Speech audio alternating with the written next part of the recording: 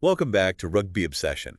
If you love rugby as much as we do, make sure you hit that subscribe button so you never miss an episode. Definitely. Always great to be back. All right. Today, we're diving into a pretty hot topic, one that's stirring up some serious debate in the rugby world. Yeah, this one's got everyone talking. It's World Rugby's new 20-minute red card rule. Right. Now, just to quickly recap for anyone who might not be totally familiar with it, this is the rule where if a player receives a red card, but it's for one of those more technical fouls, not like egregious violent conduct, they can actually be replaced after 20 minutes. Yeah. Trying to keep 15 on 15 as much as possible. Exactly. It's all about trying to maintain the flow of the game and avoid a situation where one team is playing a man down for a huge chunk of the match. Makes sense. It's a tough situation, though.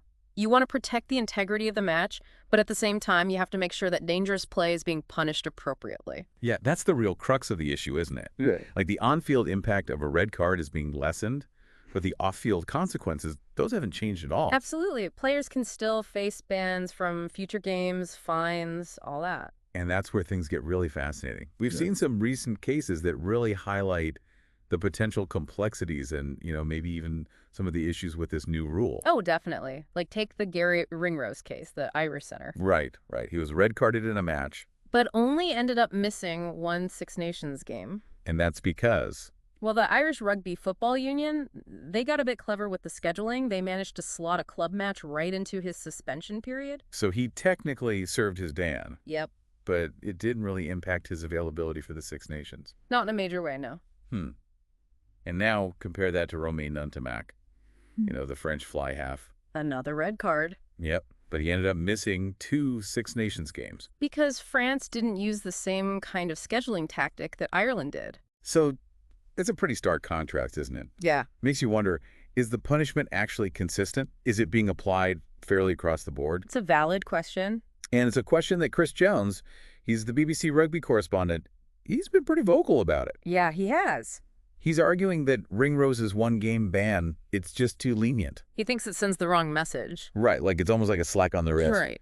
And if you're finding this deep dive into the 20-minute red card rule intriguing, be sure to hit that subscribe button. We've got plenty more to unpack here. Definitely. We're just getting started. So Jones's argument is basically that this doesn't do enough to deter players from making those dangerous tackles in the first place. Because the whole point of a red card and a subsequent ban is to protect players. To maintain a certain standard of conduct on the field. Right. If players think, okay, I can make a dangerous tackle, I might get a red card, I might be off for 20 minutes, but I'll only miss one game.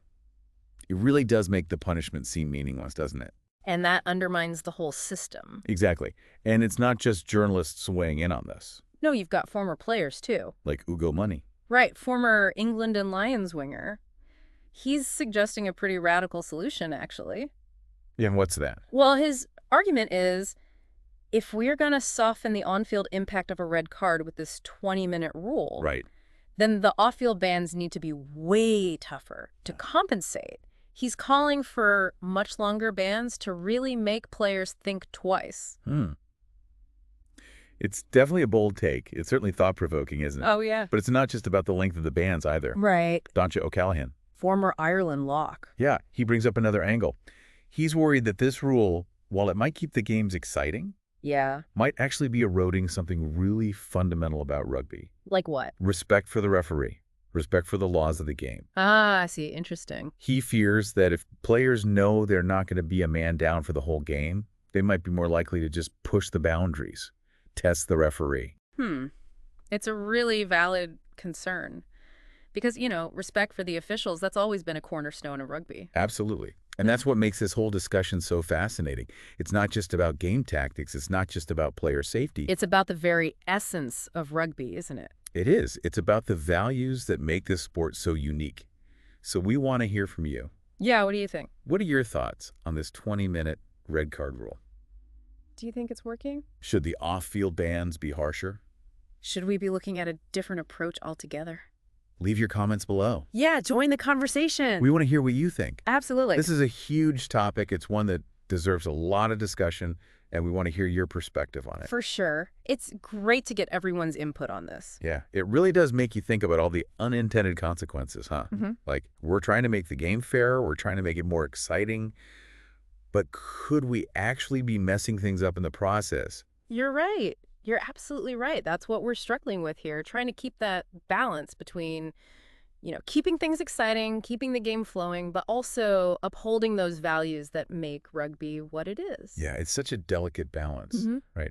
And it's not just about the players either. No, you're right. Think about the fans, right? Like imagine you're a new fan, just tuning in for the first time. You see a player get a red card, and then 20 minutes later, he's back on the pitch. Like, that's got to be confusing. Totally. It would make it really hard to understand, how serious a red card really is. Exactly. And even for the seasoned fans, it might just feel like, hold on, the punishment doesn't really fit the crime here. It's a perception thing, too. Definitely. And this whole debate brings up a really important question that we need to ask. How do we actually measure if this rule change is successful? Like, how do we know if it's working?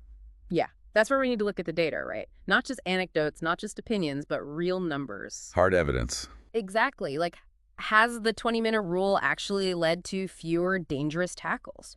Are referees reporting more respect from players or less?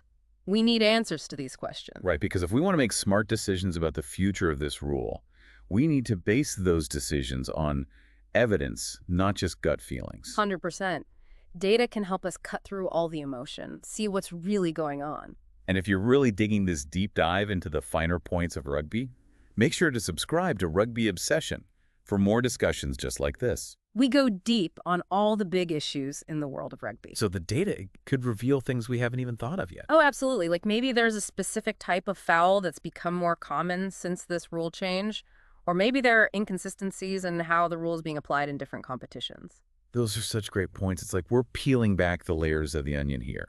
And that's what's so great about rugby, isn't it? It's a sport that's always sparking these really interesting debates. It makes us think critically. Right. It's not just about what happens on the pitch, but about how we can always strive to make the game better. For everyone involved. For players, for the refs, for the fans. This 20-minute red card rule, it's definitely shaken things up. It's got people talking. And that's a good thing. It shows that people care. Exactly. It shows that they're passionate about the future of this sport. It's a good sign. Now, where do you stand on all of this? We want to hear your thoughts. Yeah, jump into the comments. Tell us what you think. Is the 20-minute red card rule working? Do the off-field bans need to be tougher? Do we need to go in a completely different direction? Let us know. We're really keen to hear your perspective on this. It feels like we're kind of at a crossroads here, don't you think? Like, nobody wants to see a game ruined by a red card, but we also don't want to compromise player safety or the integrity of the sport. It's tricky, right? It really goes beyond just this one rule. I think it's forcing us to ask some bigger questions about rugby in general. Like, what do we want this game to be? How do we balance safety with, the physicality that's always been a part of it? Yeah, that's such a good point. And I think that's why it's so important to have these kinds of discussions, to really be open and honest, to involve everybody, players, coaches, officials, fans, and be willing to adapt, to refine the rules as we learn more. Absolutely. Rugby has always been a sport that evolves. Right. And that's part of what makes it so great. It's not afraid to experiment, to try new things. And this 20-minute red card rule, it's definitely an experiment. But like any good experiment, you need to look at the results really carefully and be ready to make changes. Yeah, for sure. The important thing is to keep the conversation going, to not shy away from those tough questions, and to use data, to use analysis to guide our decisions. But I think most importantly, just remember, we all love this sport and we want to see it do well. Well said. And if you're as passionate about rugby as we are, be sure to hit that subscribe button to stay tuned for more deep dives into the big issues facing the game. And don't forget to share your thoughts on this 20-minute red card rule in the comments. We'd love to hear your perspective. Thanks for tuning in to Rugby Obsession. We'll catch you on the next episode.